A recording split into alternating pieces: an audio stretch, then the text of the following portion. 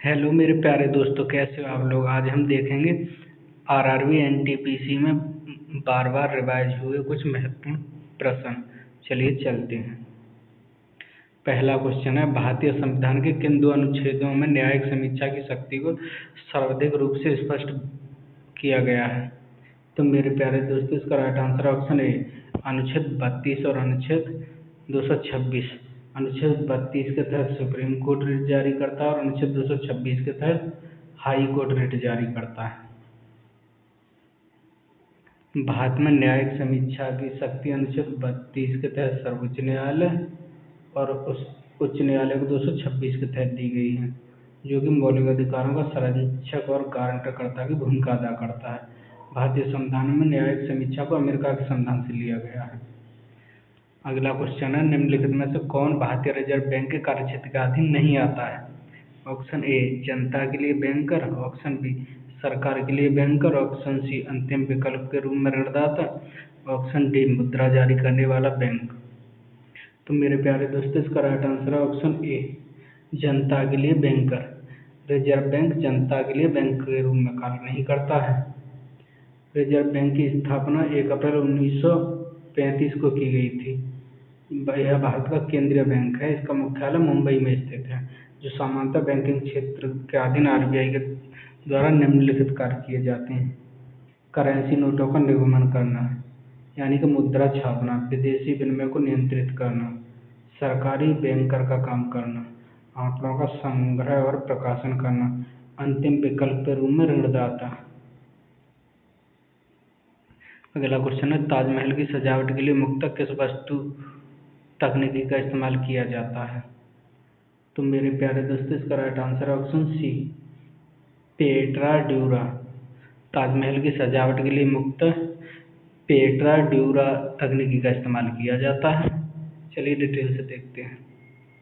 ताजमहल की सजावट के लिए मुख्यतः पेट्रा ड्यूरा तकनीकी का इस्तेमाल किया जाता है। पेट्रा ड्यूरा शब्द का उपयोग कट और फिट सुंदर चित्रों को बनाने के लिए उच्च पॉलिश वाले रंगीन पत्थरों को जड़ने के उपयोग की तकनीक के लिए किया जाता है। चांदी किस पदार्थ के साथ अभिक्रिया करने पर काली पड़ जाती है। तो मेरे प्यारे दोस्तों, इसका राइट आंसर है ऑप्शन डी, गंधक। चांदी गंधक के साथ अभिक्रिया करने पर काली पड़ जाती है।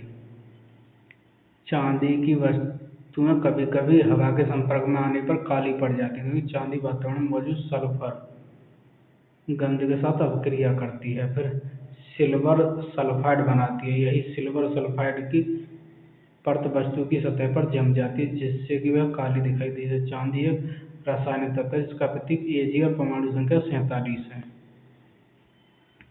अगला क्वेश्चन है, निम्नलिखित में से कौन सी कार्रवाई सविनय अवज्ञा आंदोलन के दौरान शुरू होने की वजह बनी। तो मेरे प्यारे दोस्तों, इसका राइट आंसर है ऑप्शन सी, दांडी यात्रा। सविनय अवज्ञा आंदोलन शुरू होने की वजह दांडी यात्रा बनी। तो ये दांडी यात्रा 12 मार्च 1930 से शुरू होकर के 6 अप्रैल 1930 तक चली।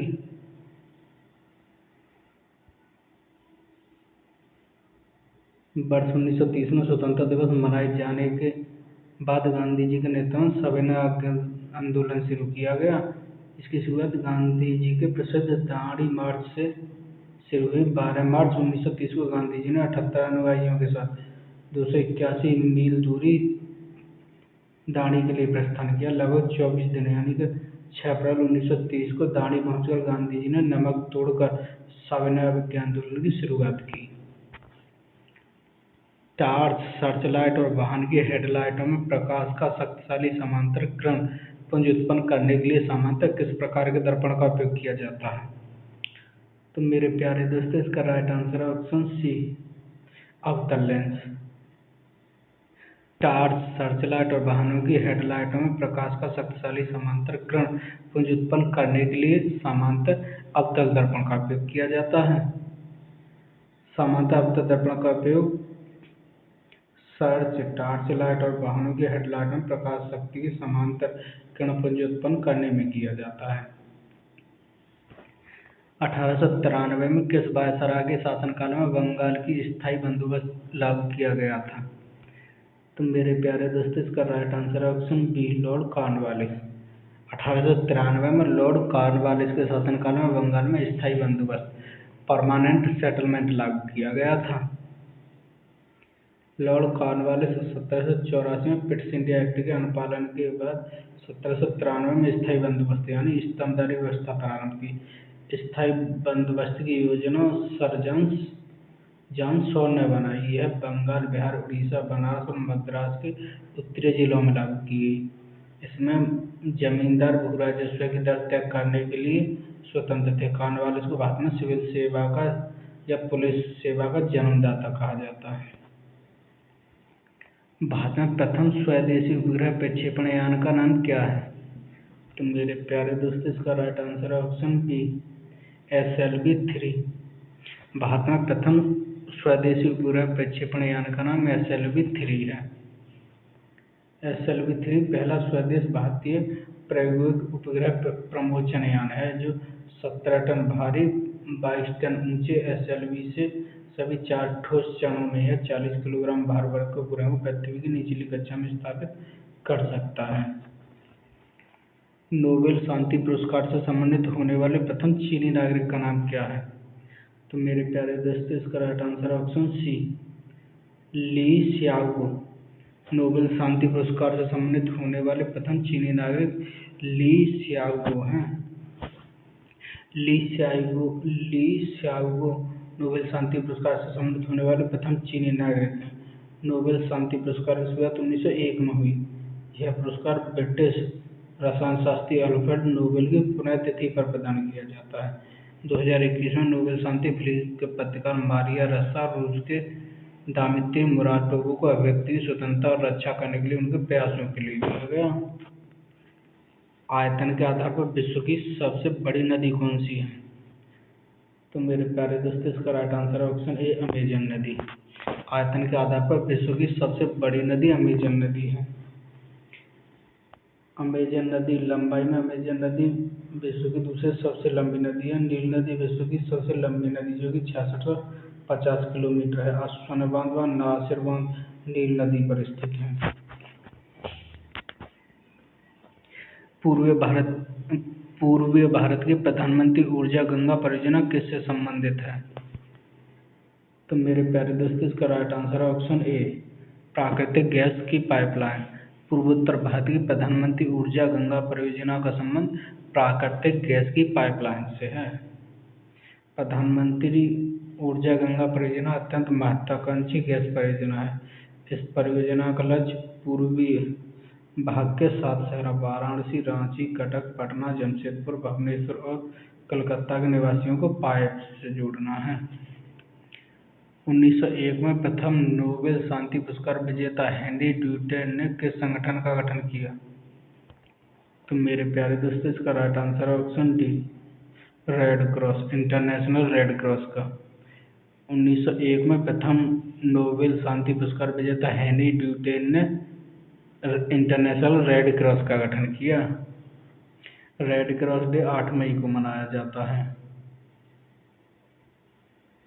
प्रत्येक वर्ष 8 मई को रेड क्रॉस डे मनाया जाता है। रेड क्रॉस एक अंतर्राष्ट्रीय संगठन है जिसका उद्देश्य मानव जीवन व स्वच्छता का बचाव करना है। इसकी स्थापना 1853 में हेनरी ड्यूटेन ने जेनेवा में की थी और 1901 में प्रथम नोबेल पुरस्कार हेनरी ड्यूटेन और फ्रेडरिक पेसी को संयुक्त रूप से दिया गया था। भारतीय संविधान के भाग 4 का अनुच्छेद 43B किससे संबंधित है? तो मेरे प्यारे दोस्तों इसका राइट आंसर है ऑप्शन डी, सहकारी समितियां। भारतीय संविधान का भाग 4 अनुच्छेद 43B सहकारी समितियों से संबंधित है। भारतीय संविधान के भाग 4 अनुच्छेद 43B में सहकारी समितियों से संबंधित है। राज्य सहकारी समितियों में स्वैच्छिक संगठन, स्वसत्ता, कामकाज, लोक स्वतंत्र और पेशेवर प्रबंधन को बढ़ावा देने का प्रयास करेगा। भारत में सांप्रदायिक निर्वाचन का जनक किसे माना जाता है? तो मेरे प्यारे दोस्तों इसका राइट आंसर है ऑप्शन सी, लॉर्ड मिंटो को। भारत में सांप्रदायिक निर्वाचन का जनक लॉर्ड मिंटो को माना जाता है। भारत में सांप्रदायिक निर्वाचन का जन्म लॉर्ड मिंटो को, क्योंकि उन्होंने 1909 में भारतीय प्रसाद अधिनियम में सांप्रदायिक चुनाव की शुरुआत की। यहाँ मुसलमानों को अलग निर्वाचन मंडल प्रदान किया गया। निम्नलिखित में से किस खिलाड़ी का उपनाम CR7 था? तो मेरे प्यारे दोस्तों, इसका राइट आंसर है option B, Cristiano Ronaldo. CR7 के उपनाम से क्रिस्टियानो रोनाल्डो को जाना जाता है। क्रिस्टियानो रोनाल्डो पुर्तगाल के फुटबॉलर खिलाड़ी हैं। क्रिस्टियानो रोनाल्डो पुर्तगाल के फुटबॉलर खिलाड़ी हैं। वे मैनचेस्टर यूनाइटेड फुटबॉल क्लब और पुर्तगाल नेशनल फुटबॉल टीम के लिए खेलते हैं। उनका उपनाम CR7 है। लेजर का पूर्ण रूप क्या है? तो मेरे प्यारे दोस्तों, इसका राइट आंसर है option D, light amplification by stimulated emission for radiation. Laser का पूर्ण रूप light amplification by stimulated emission of radiation है। Laser light amplification by stimulated emission of radiation की खोज अमेरिकी वैज्ञानिक डियाज मेमन ने 1960 में की थी। भारत की वैदिक काल अवधि कब तक चली थी? तो मेरे प्यारे दोस्तों, इसका राइट आंसर ऑप्शन ए, 1500 से लेकर के 500 BC तक। भारत में वैदिक काल की अवधि 1500 से लेकर 500 BC तक मानी जाती है। सिंधु सभ्यता के पतन के बाद जो नवीन संस्कृति प्रकाश में आई, उसके विषय में हमें संपूर्ण जानकारी वेदों से मिलती है। इसलिए इस काल को हम वैदिक काल के नाम से जानते हैं। इसका समय 1500 से लेकर 500 ईस्वी तक रहा है।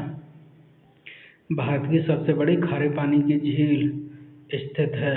तो मेरे प्यारे दोस्तों, इसका राइट आंसर ऑप्शन डी, माही नदी डेल्टा में।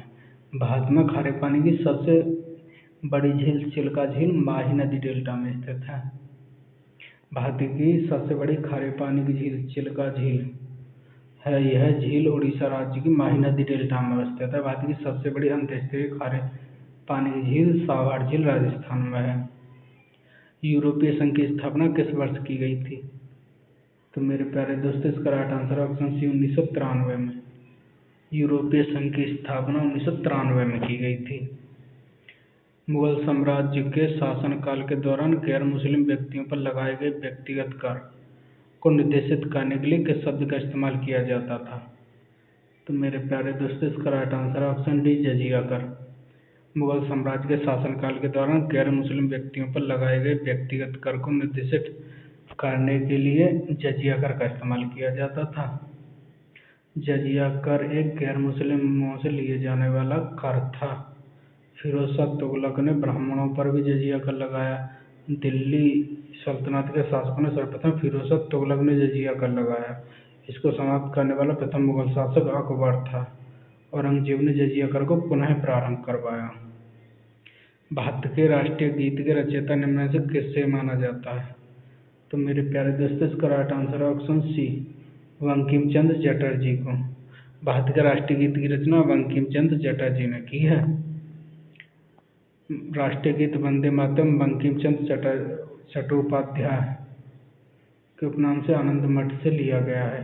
इसके प्रारंभिक 2 पद संस्कृत में है, जबकि शेष पद बंगाली भाषा में। 1905 में यह बंगभंग आंदोलन के समय इस गीत को राष्ट्रीय एकता के प्रतीक के रूप में गाया गया और रातों रात यह गीत बंगाल का राष्ट्रीय गीत बन गया। उल्लेखनीय है कि 24 जनवरी 1950 को इसे राष्ट्रीय गीत का दर्जा प्रदान किया गया। इनमें से कौन 2 बार भारत के कार्यवाहक प्रधानमंत्री रहे? तो मेरे प्यारे दोस्तों, इसका right answer option D, Gulzari Lal Nanda. Gulzari Lal Nanda 2 बार कार्यवाहक प्रधानमंत्री पद पर रहे। प्रथम बार जवाहरलाल नेहरू की मृत्यु के बाद 64 में तथा दूसरी बार लाल बहादुर शास्त्री की मृत्यु के बाद 66 में कार्यवाहक प्रधानमंत्री बने। भारतीय संविधान में लोकायुक्त पद का क्या अर्थ है? तो मेरे प्यारे दोस्तों, इसका राइट आंसर ऑप्शन सी, लोक सेवकों या किसी भी राजनेता के खिलाफ किसी व्यक्ति की भ्रष्टाचार संबंधी शिकायतों की जांच करने के लिए राज्य स्तर पर संचालित एक निकाय है।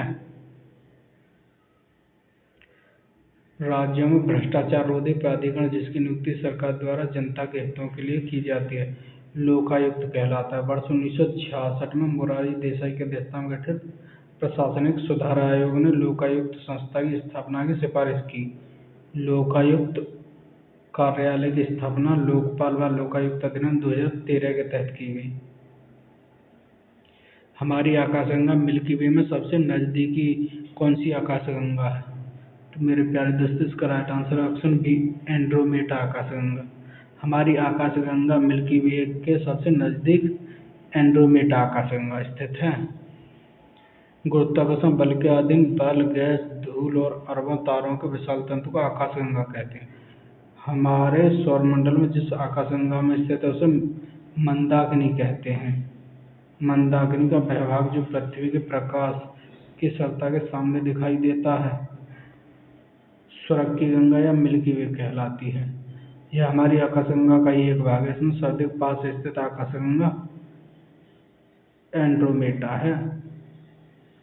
इनमें से किसने 1982 में भारत के प्रथम अटलांटिक अभियान का नेतृत्व किया?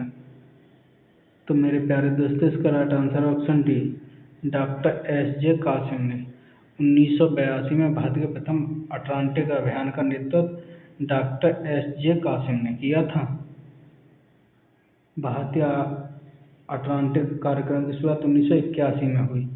प्रथम भारतीय जिन्होंने अटलांटिक अभियान में भारतीय मिशन की शुरुआत की सैयद जहूर कासिम थे। वर्तमान में भारत के अटलांटिक में 3 स्थायी अनुसंधान बेस स्टेशन हैं। दक्षिण गंगोत्री 1983, मैत्री 88 और भारती 2012।